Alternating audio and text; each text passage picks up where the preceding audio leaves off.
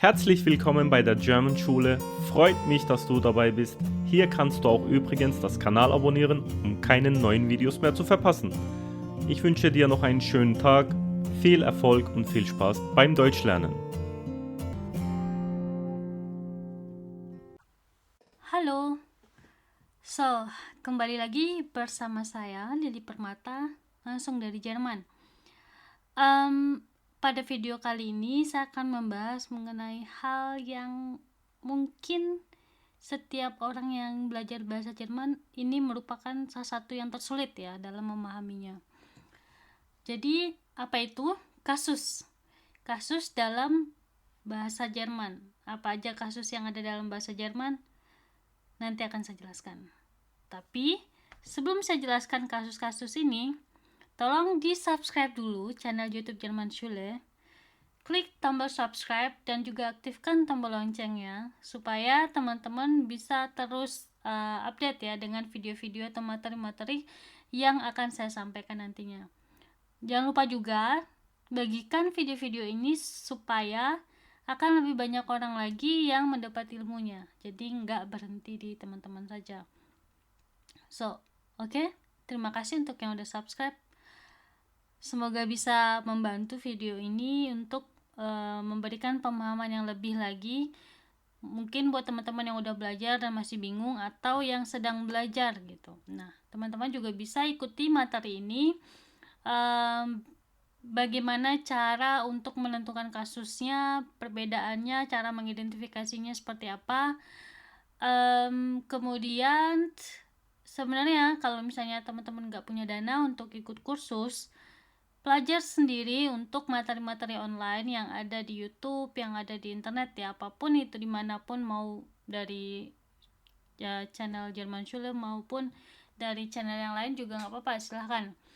Itu udah cukup membantu teman-teman untuk bisa belajar bahasa Jerman. Tentu harus dengan usaha yang maksimal. Tapi kalau memang memungkinkan ada waktu dan ada dana, silahkan untuk ikut kursus bahasa. Nah, sekarang saya akan membahas mengenai kasus yang ada dalam bahasa Jerman. Untuk A1 akan mengenal 3 kasus. Apa aja? Nominatif, datif, akusatif, dan datif. Kapan digunakan untuk kasus ini? Teman-teman harus ingat bahwa setiap kasus ini memiliki fungsi yang berbeda-beda dan cara mengidentifikasinya pun juga berbeda-beda. Nah, sebelum kita mulai untuk kasus akusatif, datif, ada baiknya kita perhatikan terlebih dahulu cara penggunaan kasus nominatif dan kapan digunakan. Dalam artikel di bahasa Jerman itu ada 2, yaitu bestimmte Artikel dan unbestimmte Artikel. Biasanya unbestimmte Artikel ini adalah sesuatu yang belum dikenali atau belum teridentifikasi atau belum jelas. Apa, siapa, berapa jumlahnya, apa namanya, siapa yang punya. Nah, unbestimmte Artikel ini biasanya itu belum jelas. Nah, salah satu unbestimmte Artikel itu ein yang artinya sebuah mobil, sebuah tas, sebuah rumah, sebuah motor, sebuah sepeda, masih sebuah ya, dan kita nggak tahu itu siapa yang punya, di mana letaknya, terus kemudian berapa buah jumlahnya. Oke. Oleh karena itu, karena belum jelas identifikasinya atau belum jelas kepunyaan kepemilikannya dan jumlahnya ini, maka termasuk ke dalam unbestimmte Artikel. Sebaliknya, jika suatu barang atau benda udah tahu jumlahnya, tahu siapa yang punya, apa namanya, maka masuk ke dalam bestimmte Artikel. Nah, ini kita kenal dengan der, die, das. Kemudian juga ada di plural ya. Sementara untuk plural unbestimmte Artikel itu tidak ada. Karena eine ini artinya adalah sebuah. Tidak mungkin untuk plural ada sebuah. Misalnya ada 3 buah apel, sebuah apel, nggak mungkin seperti itu. Saya akan jelaskan. Pertama, untuk memahami unbestimmte Artikel ini, teman-teman cukup mengerti atau cukup pahami saja bahwa ini sesuatu yang belum jelas. Artinya, kalau tidak jelas bentuknya, barangnya, apa namanya, Siapa yang punya, berapa jumlahnya, berarti itu termasuk unbestimmte artikel. Maskulin, kita ketahui bahwa maskulin untuk artikel itu adalah der. Der itu maskulin ya, atau untuk laki-laki biasanya itu maskulin, der. Jadi di saat masuk kasus unbestimmte artikel, maka ia akan berubah menjadi ein, yang artinya sebuah. Das ist ein Bahnhof. Ini kan kita nggak tahu siapa yang punya. Artinya adalah hanya menyebutkan ini adalah sebuah Bahnhof, stasiun. Ya, stasiun apa? Stasiun Stuttgart, stasiun Hamburg, stasiun Frankfurt, atau stasiun Berlin. Nggak jelas kan ini stasiun apa. Makanya termasuk ke dalam unbestimmte artikel.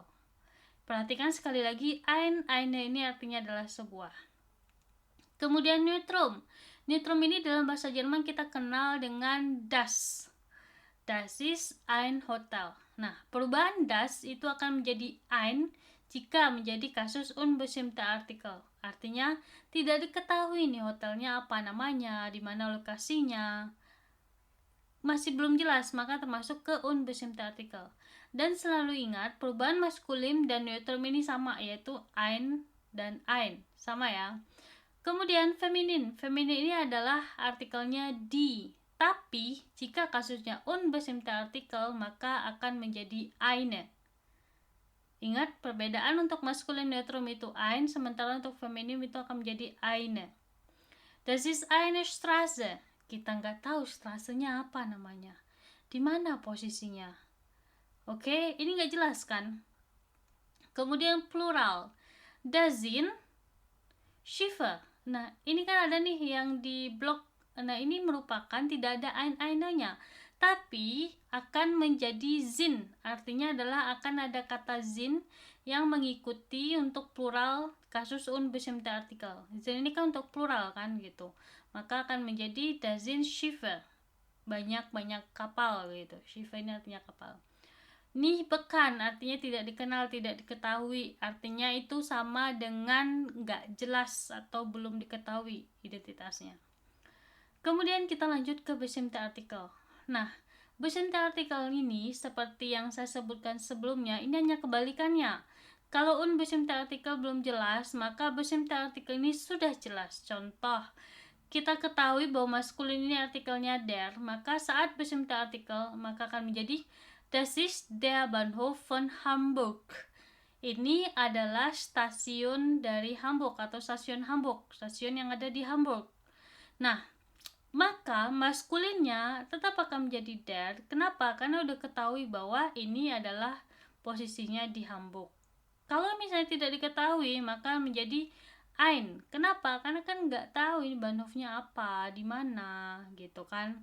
Das ist ein Bahnhof. Tapi jika sudah ketahui apa ini stasiunnya, maka akan menjadi Das ist der Bahnhof von Hamburg. Seperti itu. Kemudian neutrum, di saat neutrum ini akan berubah menjadi bestimmte artikel, artinya sudah diketahui dengan jelas. Das Hotel heißt Anna. Hotelnya namanya Anna. Ini udah jelas kan nama hotelnya, sementara di kalimat unbestimmte artikel ini nggak jelas. Das ist ein Hotel. Ini adalah sebuah hotel, tidak dijelaskan apa nama hotelnya, di mana lokasinya. Ini kok udah jelas nih satu identitasnya, bahwa hotel ini namanya adalah Anna, seperti itu. Tapi kalau tidak ada namanya ini, otomatis nggak jelas, maka masuk ke kasus unbestimmte artikel. Kemudian feminin, das ist eine Straße, sebuah jalan. Ya, kita ketahui ini sebuah jalan, tapi jalan apa namanya? Nah, di saat udah tahu apa nama jalannya, maka langsung pindah menjadi bestimmte artikel. Die Straße heißt Müllerstraße. Jalannya namanya Müllerstraße. Kemudian untuk plural, sekali lagi untuk plural unbestimmte artikel itu nggak ada, tapi ada penggantian zin di sini, yaitu untuk yang lebih dari satu ya, plural. Maka ketika menjadi bestimmte artikel, maka akan menjadi die Schiffe sind im Hafen. Die Schiffe sind im Hafen. Kita ketahui mau artikel apapun, maskulin, neutrum, feminin, di saat dia akan menjadi plural, maka semua artikelnya itu akan berubah menjadi die. Oke? Semua artikelnya maskulin, neutrum, feminim di saat menjadi plural maka akan berubah menjadi die. Die Schiffe sind im Hafen. Kapal-kapalnya berada di Hafen, pelabuhan. Nah, bekan, diketahui atau dikenal. Artinya sudah jelas ini apa namanya. Sudah jelas ini apa tempatnya, di mana posisinya, apa nama jalannya. Maka Gerne könnt ihr masukkan auch eine Bewertung dalassen, wenn ihr wollt. Oder das Video mit euren Freunden teilen. Ich bedanke mich für das Zuschauen. Bis zum nächsten Video. Euer German Schule.